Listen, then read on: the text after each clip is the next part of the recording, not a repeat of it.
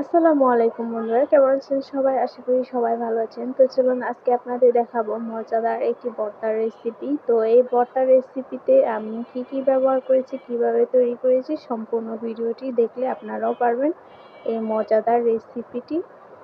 চলুন দেখা যাক। প্রথমে আমরা পটলের ছালগুলো আগে ছিলিয়ে রেখেছিলাম, এখন মিষ্টি কুমড়োর ছালগুলো আলাদা করলাম। ছাল চামড়া আপনারা যাই বলেন, এক একজন এক একটা বলেন। তো এগুলো সব একসাথে করে আমি ভালো করে পরিষ্কার করে ধুয়ে নিব। ধোয়ার পরে ছোট্ট একটা পাতিলে সামান্য পরিমাণে পানি, লবণ, পেঁয়াজ, রসুন পরিমাণ মতো দিয়ে ঢাকনা দিয়ে ঢেকে দিব।